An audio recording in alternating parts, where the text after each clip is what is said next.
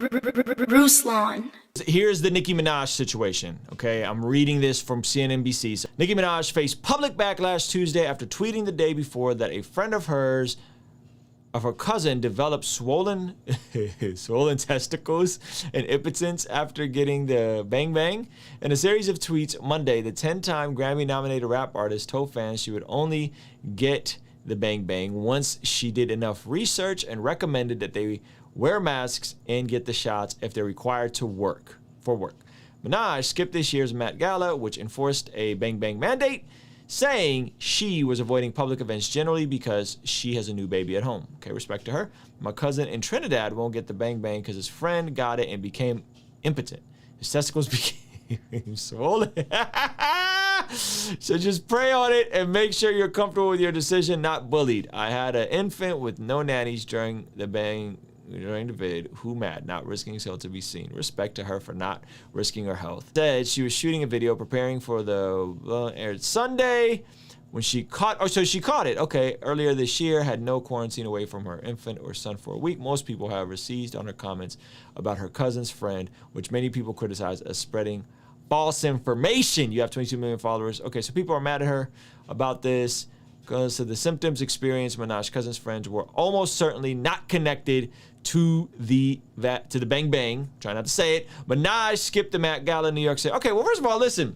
Respect to her for skipping the Met Gala because, you know, she didn't get the bang bang and she wants to be with her daughter and, you know, protect herself and her family. Respect to that, big time. Here's the thing with this, and I'm not, guys, I don't want to make a ton of videos about the same topics because you guys get super irritated with me.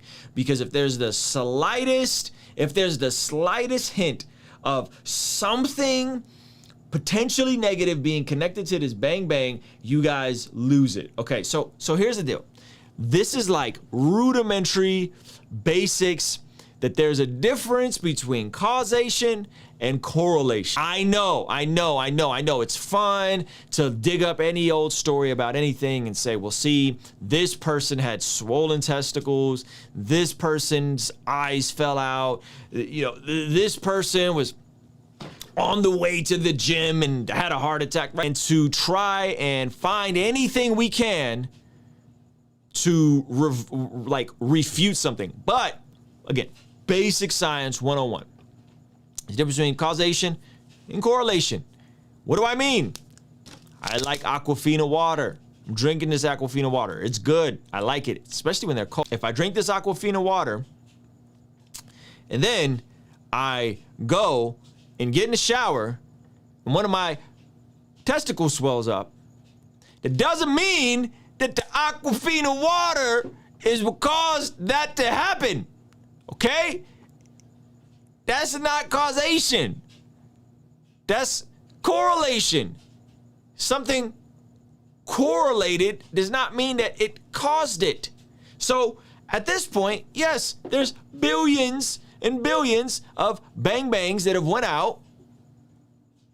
So you're gonna find people that have had other things that have happened to them. At this point, you're probably gonna find someone who, went skydiving and they fell and they hurt their foot. You're gonna find somebody else who had a heart attack. You're gonna find somebody else who slipped and fell. You're gonna find somebody else whose testicles got enlarged. You're gonna find somebody who had, unfortunately had a miscarriage. You're gonna find, right? All of these things are gonna happen at this scale. This is what happens when you scale the numbers up.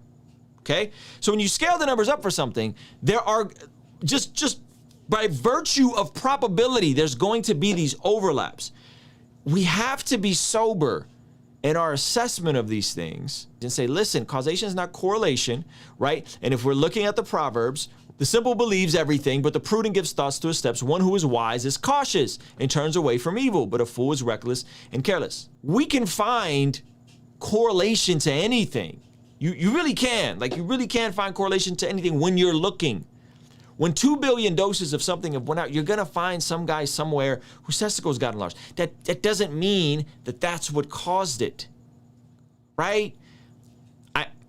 again, this is fairly simple. So just be considerate when you're looking at all these things and you're reading all these things that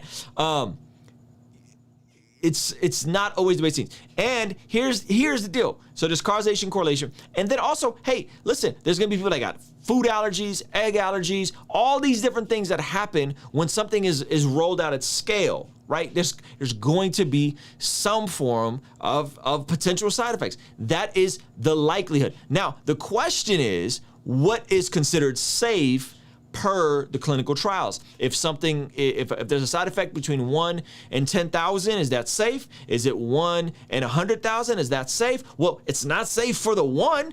That probably sucks. I'm not saying there aren't people that have had some kind of reaction, had something negative happen. It's not, yeah, that sucks, man. Yeah, it's safe. And then you're the 1 out of 10,000, and you're the 1 out of 100,000, right? But we don't process the chances we take just driving to the gym every day, going to the grocery store, getting on the highway. You're taking chances that if you knew the risk of speeding on the freeway or not driving your seatbelt with your seatbelt on, you're taking on risks with whatever you're doing, right? So don't read stuff like this and use it as an indictment against the medical community, against science, against the people that have done the research on this thing, that have said, man, this is incredible breakthrough technology. It's disingenuous to me when we are looking for something to confirm our bias, right? It's unhelpful. If you don't want to get the bang bang, I am not mad at you, okay? I just want you to know the risk. There's a risk and reward. In Nicki Minaj's case, she's already had the vid, so she already has the antibodies. I'm not mad at her, okay? But if you're looking at this thing, you're going, man, bang bang, Delta, bang bang, I'm taking a bang bang, right? And if you feel uncomfortable with the mRNA technology, hey, the Johnson & Johnson, there's still doses of that around. That's the one I got, because I didn't understand the mRNA technology. By the way, it looks like the mRNA technology is about to have a cure for cancer. Like that's real, like for cancer, like that's, right? So just something to think about. Prayers up to Nicki Minaj. I think it's hilarious that people are looking to drag I think the media is being biased in this as well. They're looking to just drag anybody for any old little thing.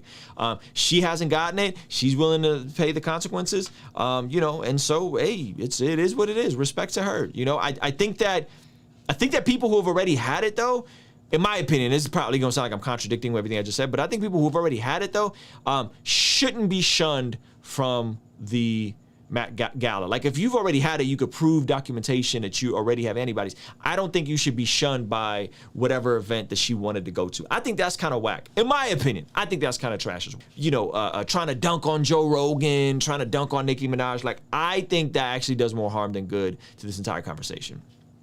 Right? Maybe I should have opened with that, right? I think it does more harm than good.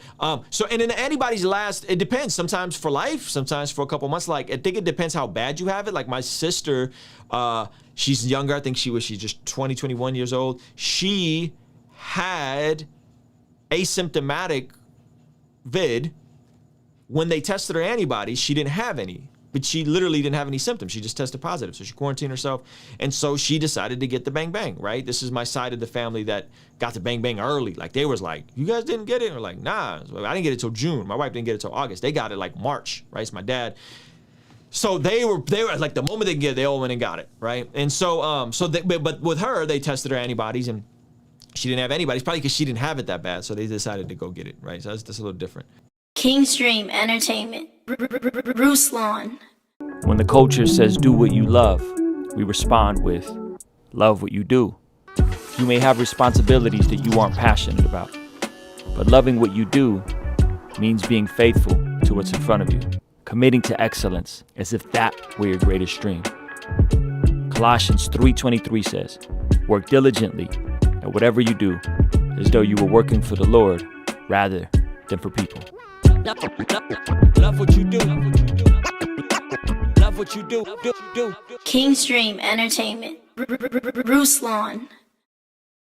Yo, thank you so much for making it to the end of this video. If you found it valuable, considering giving it a like and subscribing. This month, I'm releasing the Love What You Do collection, and to celebrate, I'm doing a 3-day virtual event to help us go from learning to love what we do to ultimately doing what we love. By the way, it's free, so hit the link in the description to grab your seat today.